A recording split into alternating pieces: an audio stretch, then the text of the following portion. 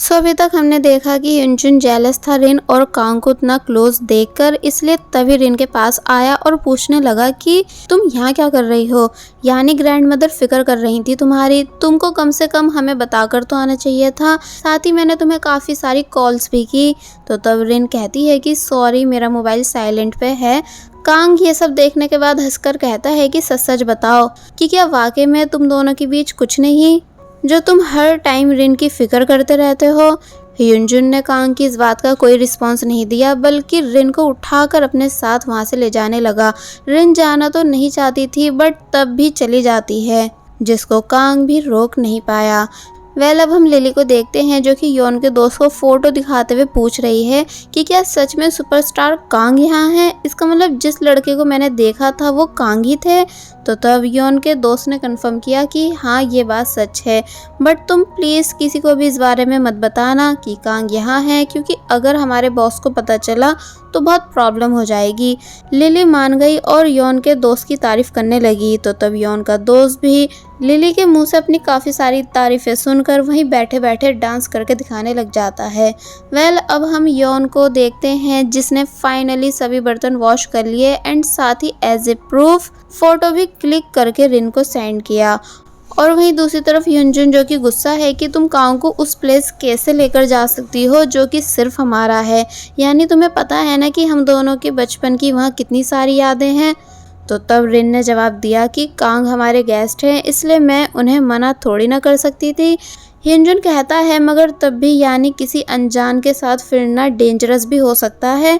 तो तब रिन थोड़ा गुस्से में बताने लगी कि ऐसा बिल्कुल नहीं है, यानी कांग वो पर्सन है जिसके सॉन्ग्स मैं हर दिन सुनती हूँ, यानी मेरा फेवरेट सिंगर, जो कि बहुत ही ज़्यादा पॉपुलर है, इसलिए वो कभी मेरे साथ कुछ गलत नहीं कर सकता। तो ये सुन ह्यूनजुन हैरान हुआ, क्योंकि उसे कांग की असलियत के बारे में बिल्कुल भी आइडिया नहीं था कि कांग कोई नॉर्मल गेस्ट नहीं।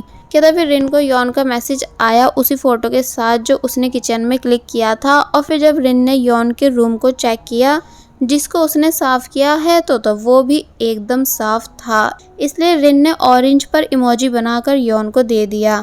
बट जब वो किचन में बर्तन चेक करने आई जो कि सही से वॉश नहीं हुए थे, इसलिए योन को सेकंड ऑरेंज पर इमोजी बनाकर देने से मना कर देती है। तो तब योन गुस्सा करने लगा कि तुम मेरे साथ ऐसा कैसे कर सकती हो, यानी तुम्हें पता भी है इस सब में मैंने कितनी मेहनत की थी। बट रिन तब भी मानती नहीं। एक्चुअली इन दोनों के बीच एक डील हुई है कि अगर योन रिन के बदले के सभी काम करेगा तो रिन ऑरेंज पर इमोजी बनाकर योन को देगी। फिर बस ऐसे ही योन को पूरे 10 ऑरेंज कलेक्ट करने होंगे, जिसके बाद ही उसे एक कैंडी मिलेगी। तो तब पहले तो योन ये बात सुन बिल्कुल भी मान नहीं रहा था कि मैं और घर के काम करूँ, ऐसा होना पॉसिबल नहीं, तुम पैसों में क्यों नहीं मान रही हो। तो तब रिन वहाँ से जाने लग जाती है। तो फिर तभी योन ने उसे रोका और बोला कि चलो ठीक है, मैं तुम्हारी डील मानने के लिए तैयार हूँ। और फिर अब स्टोरी प्रेजेंट में आई, जहाँ योन इरिटेट होने लगा कि तुम इतनी स्ट्रिक्ट क्यों हो, यानी मैं फर्स्ट टाइम ये सब कर रहा हूँ, इसलिए थोड़ा तो रहम करो, अब मुझे दोबारा ये सब वॉश करने होंगे। और फिर जब जैसी गुस्से में ज़ोर से बर्तन रखता है, तो तब उसकी वॉइस इतनी तेज़ रिन को सुनाई दी कि उसकी कंडीशन बिगड़ने लगी। योन पूछता भी है कि क्या हुआ, यानी क्या तुम ठीक हो, लेकिन वो बिना कोई जवाब दिए बाहर आ गई, जहाँ ह्यूनजुन भी था। एक्चुअली अभी योन को रिन की बीमारी के बारे में पता नहीं है, इसलिए जब जैसी उसने रिन को संभालने की कोशिश की, तो तब ह्यूनजुन डायरेक्ट योन को पीछे कर देता है और रिन से हॉस्पिटल चलने का कहकर उसे अपने साथ ले गया। रिन जब वहाँ से चली गई, तो तब कांग भी वहाँ आया और पूछने लगा कि क्या अभी यहाँ कुछ हुआ था। बट योन गुस्से में कांग को उसके काम से मतलब रखने का कहता है। अब नेक्स्ट सीन में हमें रिन की मदर दिखाई गई, जो कि रिन को चेयर अप कर रही हैं कि वो अच्छे से स्केटिंग करे। बाय द वे ये रिन का सिर्फ एक ड्रीम था, प्रेजेंट में रिन के पेरेंट्स उसके साथ नहीं, इसलिए वो अपनी मॉम को याद करते हुए ड्रॉ कर रही होती है। कि तभी ह्यूनजुन भी रिन के पास आया मिल्क लेकर और पूछता है कि क्या अब तुम्हारी कंडीशन ठीक है। रिन बताती है कि हाँ, क्योंकि मैंने मैजिकल कैंडी खाई, जिसे खाते ही मुझे अपनी मॉम नज़र आई जो कि मेरा नाम पुकार रही थी, इसलिए मैं उसी मेमोरी को ड्रॉ कर रही हूँ। और फिर ह्यूनजुन से पुरानी पुरानी बातें शेयर करने लग जाती है कि वो आज भी अपनी मॉम को कितना ज़्यादा मिस करती है। जिन सभी बातों को ह्योनजुन बस आराम से सुनता गया, क्योंकि उसे सब याद है कि बचपन से रिन की मदर रिन के लिए कितनी ज़्यादा इम्पोर्टेंट रही हैं। कि तभी रिन ने सवाल किया कि ये कैंडी बॉक्स ग्रैंड मदर के थ्रू मेरे पास ही क्यों आया। तो तब ह्योनजुन कहता है कि क्यों ना इस बारे में हम ग्रैंड मदर से ही पूछें, क्योंकि उनके पास ऑलवेज सब क्वेश्चंस के आंसर होते हैं। तो तब रिन इस बात के लिए मान गई। आगे बढ़ने से पहले मेरी आप सभी से रिक्वेस्ट है कि अगर आप सभी ने अभी तक हमारे इस थर्ड चैनल को सब्सक्राइब नहीं किया है तो आप सभी प्लीज हमारे इस थर्ड चैनल को भी सब्सक्राइब कर दीजिए। अब नेक्स्ट सीन में एनकोर टीम जो कि डांस प्रैक्टिस कर रही है, मगर तभी यॉन बुरी तरह थक गया।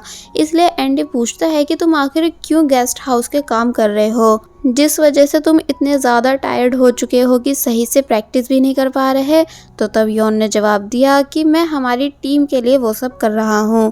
तो तब एंडी को उसकी इस बात का मतलब बिल्कुल भी समझ नहीं आया। एक्चुअली यॉन को जल्द से जल्द डेब्यूट सॉन्ग कंप्लीट करना है, जो कि वो मैजिकल कैंडी खाकर ही कर सकता है, इसलिए उसे सब काम करने पड़ रहे हैं। और वहीं रिन जो कि बाहर थी कि तभी कांग उसके पास आया और पूछता है कि क्या मैं तुम्हारी हेल्प कराऊं। बट रिन ने मना कर दिया और सॉरी करने लगी, क्योंकि वो कल कांग को अकेला जो छोड़कर चली गई थी ह्योनजुन के साथ। तो तब कांग कहता है कि इट्स ओके और फिर पूछने लगा कि क्या पक्का ह्योनजुन और तुम्हारे बीच कुछ नहीं, यानी मुझे ऐसा लगता है कि वो तुम्हें बहुत ही ज़्यादा लाइक करता है। तो तब रिन ने सही से क्लियर किया कि नहीं, ऐसा कुछ भी नहीं है, यानी ओप्पा ह्योनजुन मेरे लिए बड़े भाई जैसे हैं, इसलिए मैं उनकी रिस्पेक्ट करती हूँ और वो मेरी केयर करते हैं। और फिर कांग से पूछने लगी कि क्या आज आप सही से सो पाए। कांग कहता है कि हाँ, अच्छे से, यानी आज मैं बाकी दिन के मुकाबले ज़्यादा देर तक सो पाया, वो भी सिर्फ तुम्हारी हेल्प से, यानी फील्ड में काम करना इतना भी बुरा नहीं। तो तब रिन खुश हुई और बोलती है कि चलो क्यों ना आज भी हम वहीं चले, जिस बात के लिए कांग मान गया। अब हम ह्योनजुन के फार्म का सीन देखते हैं, जहां लिली रोज की तरह आज भी सभी वर्कर्स के फोटोज क्लिक कर रही है, उन्हें सोशल मीडिया पर पोस्ट करने के लिए, ताकि ज़्यादा से ज़्यादा लाइक्स और पॉपुलैरिटी बढ़ सके।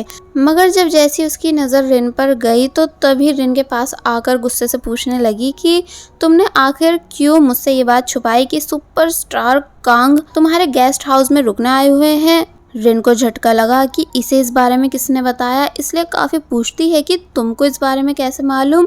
तो तब लिली ने जवाब दिया कि हम बेस्ट फ्रेंड्स हैं, इसलिए हमारे बीच कोई भी सीक्रेट नहीं होना चाहिए। एंड मैं तो अब भी यकीन नहीं कर पा रही हूँ कि सुपरस्टार कांग यहाँ हमारे बीच में है। रिन ने हाथ जोड़ लिए कि प्लीज़ चिल्लाओ मत, अगर किसी ने सुन लिया तो। कि तभी पीछे से एंट्री हुई कांग की, जो कि एक बार फिर शाइन करते हुए लिली को दिखने लगा। इसलिए ये सब देख लिली के होश उड़ गए, यानी वो तभी पीछे गिर गई। और जब जैसी कांग का फोटो क्लिक करने ही वाली थी, मगर तभी रिन ने शील्ड की तरह कांग के आगे आकर लिली को वार्न किया कि नहीं, तुम कांग का फोटो क्लिक करके इसे सोशल मीडिया पर पोस्ट नहीं कर सकती। अगर तुमने ऐसा किया तो मुझसे बुरा कोई नहीं होगा। लिली पहले तो मानती नहीं है कि सिर्फ एक ही फोटो तो लेना है, मगर फिर बाद में मान गई कि हाँ ठीक है, मैं ऐसा नहीं करूँगी, बल्कि चुप रहूँगी। तो तब रिन कहती है कि हाँ, तुम्हें चुप ही रहना है। तो तब पीछे से कांग भी लिली को ये बात सीक्रेट रखने का इशारा करने लगा। बट लिली कांग को देख देख कर कितनी ज़्यादा हैप्पी और सरप्राइज थी, वो तो हम सभी देख ही सकते हैं। अब आफ्टर वर्क ये दोनों साथ में वापस गेस्ट हाउस जाने लगे, जहाँ रिन मन ही मन कांग के सॉन्ग को सिंग कर रही थी। तो तब कांग ने पूछा कि तुम्हें मेरा कौन सा वाला सॉन्ग सबसे ज़्यादा पसंद है। तो इस पर रिन ने जवाब दिया कि हम सॉन्ग। तो तब कांग इम्प्रेस हुआ, क्योंकि इन दोनों की चॉइस सेम है। इसलिए चलते चलते बहुत ही प्यार से रिन को देखने लगा। कि तभी गेस्ट हाउस के बाहर इन दोनों को एनकोर टीम के मेंबर्स मिले, जो कि बास्केटबॉल खेलने जा रहे हैं। इसलिए वो सब कांग से भी उनके साथ चलने को पूछने लगते हैं। तो तब कांग मान गया, बट रिन नहीं गई, क्योंकि उसे गेस्ट हाउस में कुछ काम है। और वहीं यॉन जो कि ग्रैंड मदर के साथ उनकी हेल्प करा रहा था, जिसकी ग्रैंड मदर तारीफ कर ही रही थी, कि तभी रिन भी वहां आ गई, जो कि यॉन का काम देखने के बाद उसे एक और ऑरेंज पर स्माइल बनाकर दे देती है। यॉन खुश हुआ, मगर तभी सीरियस होकर पूछने लगा कि वैसे क्या अब तुम ठीक हो, क्योंकि तुम्हें कुछ हो गया था ना। रिन पूछने लगी मतलब कि तभी वो वहाँ से चला गया। ग्रैंड मदर इन दोनों को देखने के बाद कहती हैं कि वैसे तुम मानो या ना मानो, जोड़ी परफेक्ट है तुम्हारी यॉन के साथ। तो तब रिन एक बार फिर चिढ़ने लगी कि आप ऐसा मत कहा करो, वो सिर्फ एक्टिंग कर रहा है अच्छे होने की। वेल ये सीन यहीं कट हुआ, जिसके बाद अब दिखाया जाता है कि रिन ने ग्रैंड मदर को कैंडी बॉक्स वापस किया, ये कहकर कि ये आपका है, बट वो उसे लेती नहीं, ये बोलकर कि तुम्हें इसकी ज़्यादा ज़रूरत है, इसलिए मैं चाहती हूँ कि तुम इसे अपने पास रखो। और फिर पूछने लगी कि तुमने क्या देखा। रिन बताती है कि अपनी मॉम के साथ की वो मेमोरीज जो कि मैं भूल चुकी थी, बट अब फिर से मुझे पुराना टाइम याद आ चुका है। ग्रैंड मदर खुश होने लगी रिन को खुश देखकर। और फिर जब जैसे रिन बाहर आई तो तब उसे एक बार फिर नोटिफिकेशन आई, जिसे देख उसे पता चला कि किसी ने एक बार फिर बीबी गेस्ट हाउस को बुरा रिव्यू दिया है। इसलिए यहाँ भी रिन का सारा शक यॉन पर ही गया, क्योंकि रिन को लगता है कि सिर्फ यॉन ही है उसके गेस्ट हाउस को बुरा रिव्यू देने वाला। इसलिए जब वो उसके रूम की क्लीनिंग करने आई तो तब यॉन से सीधे मुंह बात नहीं कर रही थी। यॉन बताने लगा कि मैं ऑलरेडी क्लीनिंग कर चुका हूँ, और फिर रिन से ऑरेंज पर इमोजी मांगने लगा, जो कि रिन ने दे दी। तो तब उसने उस ऑरेंज को बाकी के ऑरेंजेस के साथ रख दिया कि तभी लिली की कॉल आई ये बताने के लिए कि एंड कोर्ट टीम के मेंबर्स बास्केटबॉल मैच खेल रहे हैं, तुम भी आ जाओ। तो तब रिन मान गई क्योंकि अब वो फ्री है।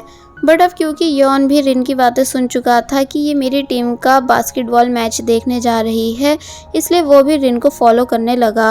रिन गुस्सा हुई कि तुम मेरा पीछा क्यों कर रहे हो।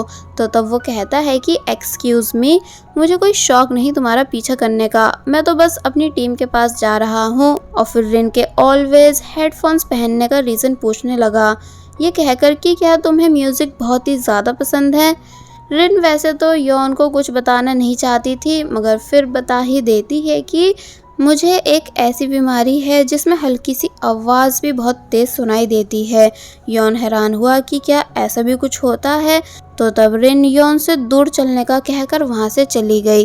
वेल अब बास्केटबॉल कोर्ट दिखाया गया, जहाँ एंड कोर्ट टीम के मेंबर्स बहुत बढ़िया खेल रहे थे। एंड कांग सिर्फ खड़ा होकर इनका मैच देख रहा था, लेकिन लिली ने उसे परेशान कर रखा था। मगर जब जैसे रिन आई तो तब लिली उसके पास चली गई।